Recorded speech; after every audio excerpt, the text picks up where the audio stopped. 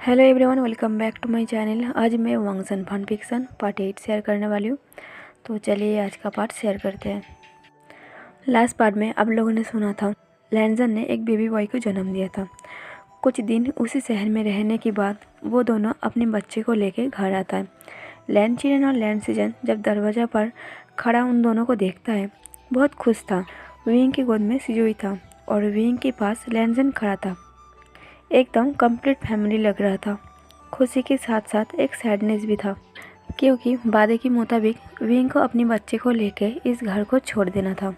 वो दोनों घर वापस आने के बाद लैंजन अपने रूम में चला जाता है, जिस रूम में विंग रहता था। लैनसीजन और लैनचिरन अपने ग्रैंडसन के साथ खेल रहा था। कुछ घंटे रुकने के बाद साउसिन लैंजन के घर में आता। विंग साउसिन को कॉल किया था उसे यहाँ से ले जाने के लिए। साउसिन आते ही कहता है, विंग तुम रेडी हो? लैनचिरन और लैनसीजन एकदम स्टॉप हो जाता है। ये सुन के अभी विंग जा रही है। सीजन कहता है, विंग तुम जा रही हो, कम से कम 1-2 दिन रुक जाओ। विंग कहता है, नहीं, मैंने लैंजन से वादा किया है, अब वो वादा पूरा करने का वक्त आ गया है। अगर मैं यहाँ 1-2 दिन रुक जाऊँगा तो मेरा यहाँ से जाना मुश्किल हो जाएगा। विंग कहता है, साउसिन तुम कुछ देर यही इंतज़ार करो मेरा। मैं लैंजन के रूम में जाके मेरा कुछ सामान और कुछ यादें हैं जिसे मुझे पैक करना है। मैं नहीं चाहता मेरा कुछ सामान और यादें यहाँ रहे। विंग लैंजन के रूम में जाता है जहाँ विंग रहता था। वो रूम लॉक था। विंग की दरवाज़ा खटखटाने पर लैंजन रूम की दरवाज़ा खोलता है। लैंजन जब डोर ओपन करता है, लैंजन का फेस देख के विंग कहता है, सॉरी ये रूम तुम्हारा है, लेकिन क्या तुम इस रूम को आधे घंटे के लिए छोड़ सकती हो? मुझे पता है तुम अब शायद रूम की फर्नीचर चेंज करने के लिए सोच रही हो। मुझे पता है इस रूम का सामान तुम चेंज करना चाहती हो। वैसे मैं तुम्हारी अच्छाई के लिए कह देती हूँ, इस रूम का हर कोना मैंने टच किया है, इसलिए शायद तुम्हें इस रूम का हर चीज़ चेंज करना होगा, लेकिन मैं बस आधा घंटा चाहता हूँ। मेरा कुछ सामान है, मेरे जाने के बाद तुम शायद मेरे सामान को फेंक दोगे। इससे अच्छा है मेरा सामान मैं साथ में ले जाऊँ, क्योंकि तुम्हें पता है मैं कितना गरीब हूँ। एक एक सामान मेरे लिए कितना कीमती है। लैंजन आज पूरा साइलेंस था। वो विंग से कुछ नहीं कहता, रूम छोड़ के बाहर चला जाता है। विंग अपना सामान पैक करके घर छोड़ देता है। जाओलूसी पढ़ते पढ़ते देखता है आखिरी पन्ना यहीं पर ख़त्म है। जाओलूसी डायरी के पन्ने को इधर उधर करके देखता है, लेकिन पन्ना खाली था और कुछ पन्ना फाड़ के फेंक दिया था। जाओलूसी सैड होके कहता है, इसके बाद क्या हुआ था? अंकल की लव स्टोरी कितना सैड एंडिंग था। जाओलूसी देखता है सुबह की 4 बज चुके थे, लेकिन इसके बाद जो 10 साल विंग ने सिजुई के साथ चाइना में बिताया था वो सफ़र कैसा रहा, ये बात जाओलूसी को बहुत परेशान कर रहा था। जाओलूसी को पूरा रात नींद नहीं आई। सुबह के 9 बजे जाओलूसी सिजुई के घर आके कॉलिंग बेल दबाता है। विंग आके दरवाज़ा खोलता है और कहता है, जाओलूसी तुम? जाओलूसी कहता है, अंकल सिजुई उठे कि नहीं? विंग कहता है, मुझे नहीं पता। जाओलूसी कहता है, क्या आप अभी भी सिजुई से गुस्सा है? विंग घर के अंदर की तरफ जाते हुए कहता है, जाओलूसी तुम सिजुई को समझा सकती है, उसे समझाओ अभी इंटर्नशिप की बातें छोड़ दे। मैं चाहती हूँ वो अभी पढ़ाई में फोकस करे। जाओलूसी कहता है, अंकल आपको काम पर नहीं जाना? विंग कहता है, जाओलूसी मैं तुम्हें सिजुई को समझाने की बात कर रही हूँ और तुम मुझे काम पे जाने की बात कर रही हो।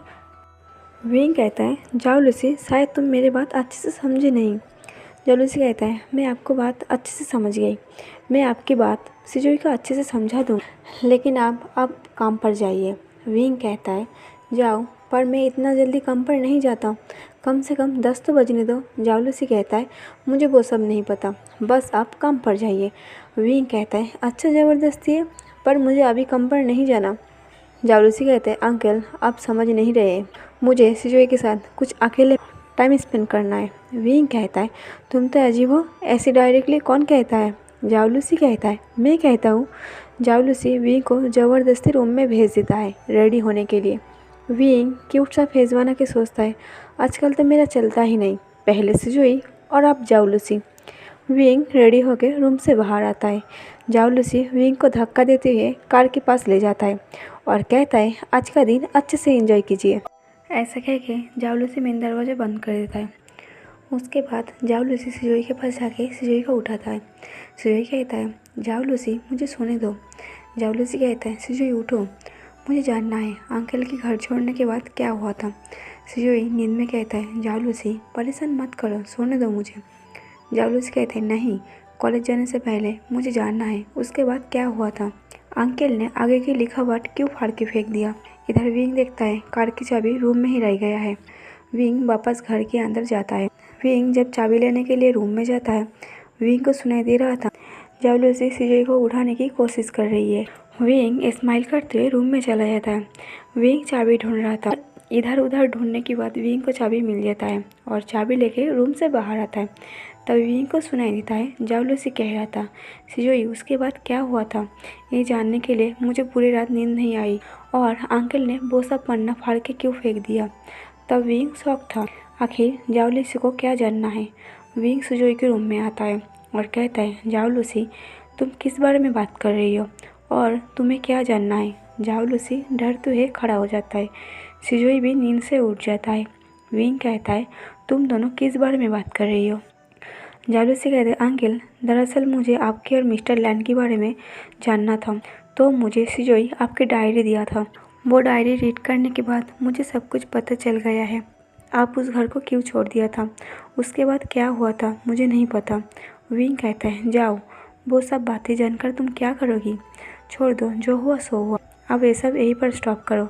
जाओ लूसी कहता है, पर अंकल, आपने वो सब लिखा बात फाड़ के क्यों फेंक दिया था, आखिर उसमें ऐसा क्या लिखा था। विंग कहता है, मैंने कोई पन्ना नहीं फाड़ा और एक बात, मैंने उस घर को छोड़ने के बाद मैंने उस डायरी को कभी नहीं लिखा। जाओ लूसी कहता है, नहीं अंकल, आपने लिखा है। विंग कहता है, जाओ, वो मेरी डायरी है, मुझे पता है मैंने कितना लिखा है। उस घर को जब मैंने छोड़ा था, मैं गलती से उस डायरी को लैंजन के रूम में ही भूल गया था, इसलिए उस घर को छोड़ने के बाद जो कुछ भी मेरे लाइफ में हुआ था मैंने उस डायरी में नहीं लिखा था। और ये डायरी सिजोई के पास तब आया जब लैंजन मुझे ये डायरी वापस किया था। मैं गुस्से में ये डायरी फेंक दिया था। पता नहीं सिजोई कैसे इस डायरी को उठा लिया था और अपने पास रख लिया था। इसलिए मुझे अच्छे से पता है, लैंजन के घर छोड़ने के बाद मैंने ये डायरी कभी नहीं लिखा। मैंने उतना ही लिखा है जितना तुमने पढ़ा है। जाओ लूसी विंग को वो डायरी दिखाते हुए कहते हैं, अंकल, पर आप ये देखिए, यहाँ जो पन्ना था वो गायब है और साइड पर कुछ अक्षर बचा है। इससे यही पता चलता है जो पन्ना फाड़ के फेंक दिया है उसमें कुछ ना कुछ तो लिखा हुआ था। विंग उस डायरी को हाथ में लेता है, देखता है जाओ सही कह रही है। विंग कहता है, हो सकता है सिजोई जब छोटा था शायद उसने कुछ लिखा था और फाड़ के फेंक दिया था। सिजोई कहता है, नहीं, मैंने नहीं किया। विंग कहता है, छोड़ो, जो हुआ सो हुआ, उससे क्या फ़र्क पड़ता है। जाओ कहता है, क्या मिस्टर लैन सिजोई को कभी अपना बेटा माना था। विंग कहता है, नहीं, मेरे घर छोड़ने के बाद मैं कई महीनों तक उसका चेहरा नहीं देखा था। सिजोई को मैंने और साउसिन ने मिलकर संभाला है और मैं वहीं पर काम करता था और जॉब के तलाश में भी था। कई महीने बाद एक दिन उसकी गर्लफ्रेंड और लैंजन मेरे पास आया था, सिर्फ मुझे परेशान करने के लिए। उस दिन के बाद अक्सर वो आता था, पर हमेशा साइलेंस रहता था। उसके गर्लफ्रेंड को मेरे हाथ की बनाई हुई फूड बहुत पसंद था। ना चाहते हुए भी उसे मेरे पास आना पड़ता था, सिर्फ उसकी गर्लफ्रेंड के लिए। जिस तरीके से वो मुझसे मुंह फेर के साइलेंस खड़ा रहता था, मुझे अच्छे से पता चल गया था उसे मेरा चेहरा देखना पसंद नहीं है। पर मैं उससे गुस्सा नहीं था, क्योंकि फाइनली मुझे समझ में आ गया था मैं कितना गलत था। गलती उसकी नहीं, गलती मेरी है। मैंने ज़बरदस्ती उससे शादी की थी। मैंने लैंजन के ऊपर जोर डाल रहा था मुझसे प्यार करने के लिए। इस बात का मुझे तब रियलाइज़ हुआ जब साउसिन, मतलब सिजोई के अंकल, बार बार कह रहा था वो मेरा इंतज़ार करेगी। मैं उसके बारे में बस एक बार सोचूं। साउसिन मेरा बहुत हेल्प किया था और अभी भी मेरा हेल्प करता है। हमेशा मुझे सपोर्ट किया है और हर मुश्किल में साथ दिया है। कदम कदम पर मेरा हाथ पकड़ कर रहता है। एक लाइफ पार्टनर में जो क्वालिटी होना चाहिए वो सब है साउसिन में। फिर भी मैंने उससे शादी नहीं की, क्योंकि मैं उसे वो प्यार नहीं दे पाऊँगा जो प्यार मैं लैंजन को देना चाहती थी। तो सोचो, अगर साउसिन मुझसे ज़बरदस्ती शादी करती मेरी मर्ज़ी के बिना, तो शायद लैंजन जितना गुस्सा मुझसे होता था, मैं भी साउसिन से उतना ही गुस्सा होता था। लैंजन मुझे बार बार कहा इस शादी से मना कर दो।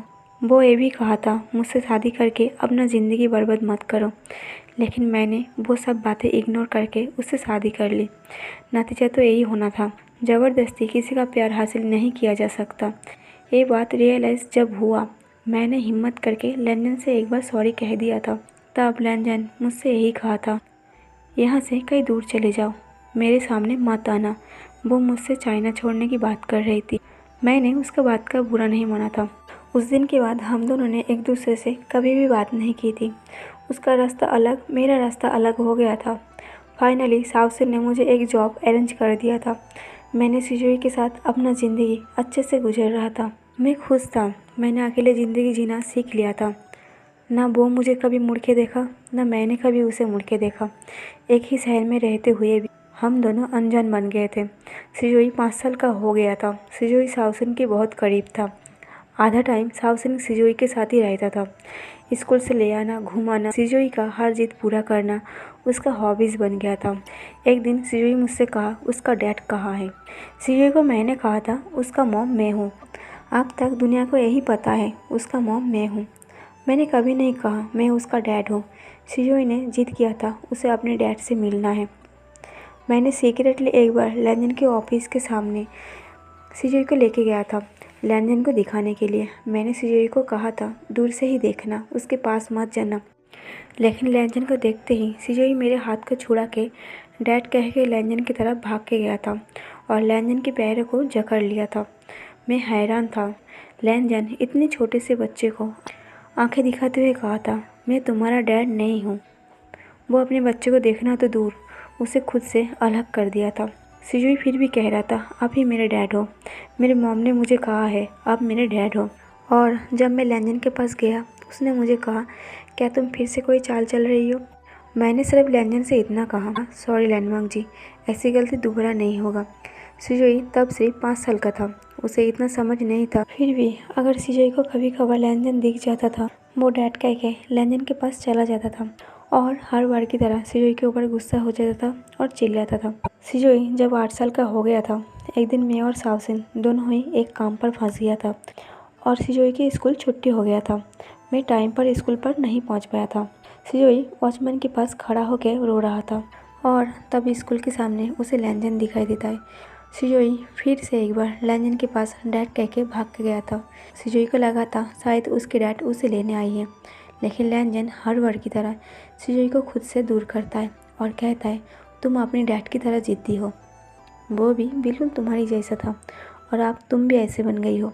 लैंजन आंखें दिखाते सिजुई को कहता है, एक बात अच्छे से समझ लो, मैं तुम्हारा डैड नहीं हूँ, मुझे दोबारा कभी भी डैड मत कहना। और सिजुई को वहीं पर रोता हुआ छोड़ के चला गया था। कुछ टाइम बाद साउसिन सिजुई को लेने गया था। उस दिन के बाद सिजुई ने लैंजन को कभी डैड नहीं कहा था। तब से लैंजन सिजुई के लिए मिस्टर लैन बन गया था। बात यहीं पर ख़त्म नहीं हुआ था। मैंने और सिजुई ने उसे कभी परेशान नहीं किया था। सिजुई 10 साल का हो गया था। एक दिन मैं सिजुई को स्कूल से लेके घर आ रहा था, तभी अचानक लैंजन की कार मेरे सामने आके खड़ा हो गया था। ये डायरी वापस करने आया था।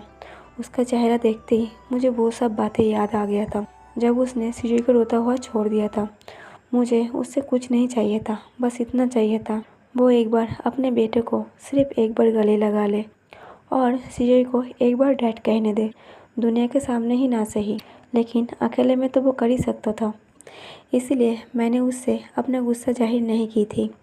मैंने उसके हाथ से वो डायरी ली और इग्नोर करके चला गया था। शायद उसे कुछ कहना था, लेकिन मैंने सुनना ज़रूरी नहीं समझा। कुछ दूर चल के मुझे एक डस्टबिन दिखाई दिया था। मैंने सोचा ये डायरी बेकार है, क्योंकि मैंने गलत इंसान के बारे में लिख दिया था। इसलिए मैंने ये डायरी डस्टबिन में फेंक दिया था। तब सिजुई कहता है, मैंने ये डायरी सीक्रेटली अपने पास रख लिया था। पहले मुझे पता था डैडी ही मेरे मॉम है, फिर ये डायरी रीड करने के बाद पता चला मिस्टर लैन मेरे मॉम है। जावलूसी कहता है, पर अंकल आपको अजीब नहीं लगा मिस्टर लैन को वो डायरी वापस करने में 10 साल क्यों लग गया, और वो क्या कहना चाहता था। विंग कहता है, मुझे उससे कोई फ़र्क नहीं पड़ता वो क्या कहना चाहता था। वो जब भी कुछ कहता था सिर्फ मुझे इंसल्ट करने के लिए कहता था। शायद उस दिन भी कुछ ऐसा कहने वाला था जिससे मैं हर्ट हो जाऊँ। वो सिर्फ मुझे हर्ट करना चाहता था। जाओ, फिर से कहता है, तो आपको आपका होम टाउन क्यों छोड़ना पड़ा। विंग इरिटेशन होकर कहता है, जाओ जाओ, तुम सुबह सुबह क्या बातें लेके बैठ गए, तुम ये सब जान के क्या करोगी। वो सब बीता हुआ कल है, आज के साथ कोई कनेक्ट नहीं है। जाओ कहता है ये एक सैड लव स्टोरी है, एंड मेरे सामने है, तो बीच में क्या हुआ था मुझे जानना है। आपका लव पर्सन हेड पर्सन कैसे बन गया। विंग इरिटेशन होके गहरी सांस छोड़ता है और कहता है तुम्हें सब कुछ पता चल गया तो ये भी सुन लो, नहीं तो तुम मेरा ब्रेन खा लोगी। एक दिन मैं सिजोई को लेकर स्कूल से घर वापस आ रहा था। सिजोई और मैं बहुत हैप्पी था। हम दोनों एक पोएम गा रहा था। अचानक कुछ लोगों ने हमारे ऊपर अटैक कर दिया था। उन लोगों का टारगेट सिर्फ सिजोई था। मैं उन गुंडों से लड़ रहा था, लेकिन एक वक्त पर उन लोगों ने सिजोई की गर्दन पर छुरा रख दिया था। मैंने उन लोगों से पूछा था वो लोग ऐसा क्यों कर रही है, लेकिन वो लोग मुंह नहीं खुल रहा था। तभी साउसिन पीछे से आके उसके हाथ से वो छुरा छीन लेता है और गुंडों से मारपीट करने लगता है। उसके बाद हम दोनों ने मिलके उन लोगों की बहुत पिटाई की। सब लोग भाग गया था। एक इंसान मेरे हाथ में लग गया था। वो इंसान मुंह खोलने के लिए तैयार नहीं था। मैंने और साउसिन ने उसे बहुत पीटने के बाद जब पुलिस के नाम पर धमकाया तब जाके मुंह खोला। उन लोगों को लैंजन ने पैसे दे के भेजा था ताकि मैं और सिजोई ये शहर छोड़ दे और उसकी नज़रों से दूर हो जाए। तब मुझे याद आया उसने एक बार कहा था मैं ये चाइना छोड़ के कहीं और चला जाऊँ। वो पर्सन इतना नीचे गिर सकता है मुझे पता नहीं था, इसलिए मैंने वो शहर छोड़ दिया।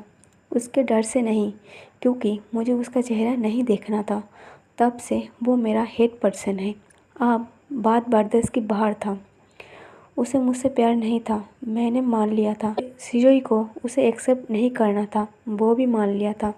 लेकिन कोई अपने बच्चे को मारने के लिए गुंडा भेज सकता है, मुझे ये बात पता नहीं था। कोई इतना कैसे नीचे गिर सकता है। जाओ कहता है अंकल आप उससे पूछा नहीं वो ऐसा क्यों किया था। अब मिस्टर लैन से मिले नहीं। विंग कहता है हाँ एक बार मिला था। तभी नीमिंजे का कॉल आता है और कहता है विंग क्या टाइम हुआ है, क्या तुमने देखा है, क्या आज तुम काम पर नहीं आने वाले हो। विंग टाइम देखता है, सुबह की 11 बज चुका था। विंग कहता है जाओ लूसी तुमने मुझे लेट करवा दिया। तो गाइस आज का स्टोरी यहीं पर ख़त्म कर देती हूँ। आज का पार्ट कैसा लगा कमेंट करके ज़रूर बताना, लाइक और शेयर कर देना और मेरे चैनल को सब्सक्राइब कर देना। Thank you for watching.